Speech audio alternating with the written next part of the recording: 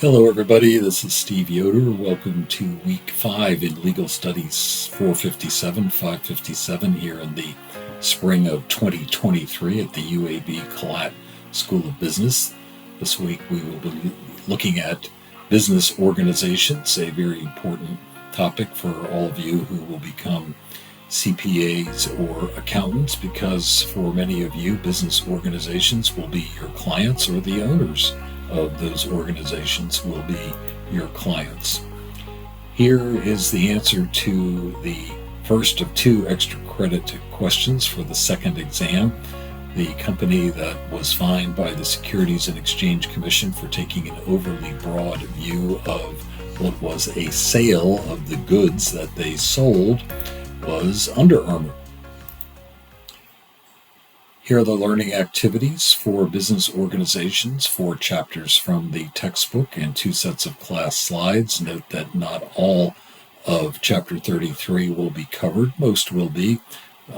Wouldn't hurt for you to read all of it, but if you really want to see the nitty-gritty that will or will not be covered, you can find that in the grid of learning objectives in the Getting Started Learning module.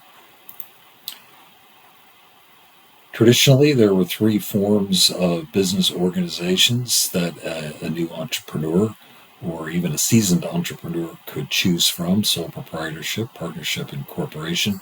But as we're going to see this week, there are more choices today. Chapter 30 covers a way to operate a business once you have organized it. Distributorship, part of a chain, or part of or using a manufacturing process, like a Coca-Cola franchisee uses the secret syrup to produce Coca-Cola. This is not, a franchise is not a form of a business organization. It is a method of operating a business. By far the most important thing you can do at the start of becoming a franchisee is to be smart about how you negotiate your franchise contract, including being very clear as to what the exclusive geographic area is for your franchise. Chapter 31 covers all forms of partnership, including partnerships that are created by operation of law, that is, where there is no contract, but you find yourself in partnership with someone, and that's what happened in case 31.1.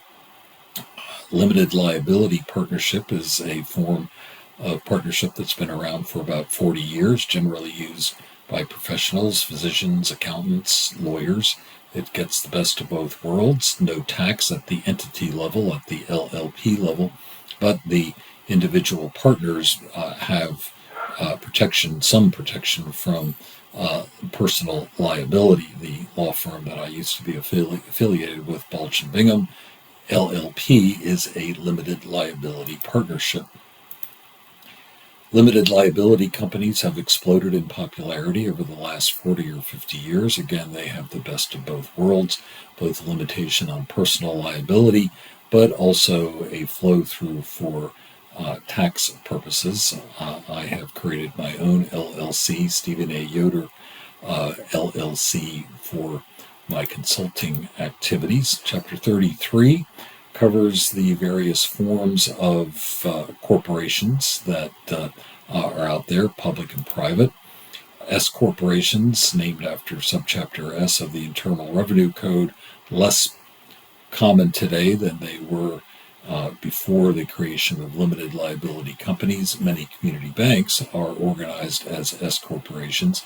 Benefit corporations are a fairly new concept. They've been around for about 10, 15, maybe 20 years, more common in the West than in the South and the East.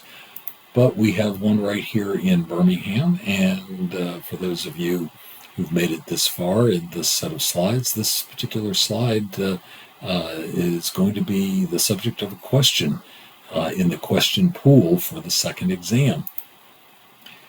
Here's your extra credit question, second of 2 for the second exam. Tell me by Sunday night, April 16 at 11:59 p.m. whether President Biden got his wish that as a means of paying for his programs that he was putting through Congress at the end of 2021. Did he get, as a means of paying for those new programs, an increase in the corporate income tax rate from 21% to 28%? So you'll have to do a little bit of research and tell me whether he was successful or not in getting that particular provision in the law. On April 24, those of you in the Section 557 portion of the course will have a reflective memo due. The reflective memo is different from most memoranda that you, or most papers that you would write. Most papers and memoranda are recitations of facts, perhaps analysis of facts, applying it to accounting principles, but a reflective memo is more about how you feel, the right side of your brain. More explanation of that can be found in Canvas. Here is the calendar. Today is the 10th of April, Monday. Just 2 days from now, on Wednesday night, April 12, all CPA client simulations are due, all parts of it. The client has to post a video, the CPA has to respond by video, and then the client has to acknowledge receipt and indicate understanding of the advice from the CPA. The next day, Thursday, April 13th, the second exam opens in the afternoon at 5 o'clock. The availability period goes through Sunday night, April 16 at 11:59 p.m.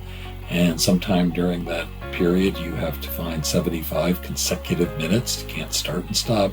75 consecutive minutes to take the second exam.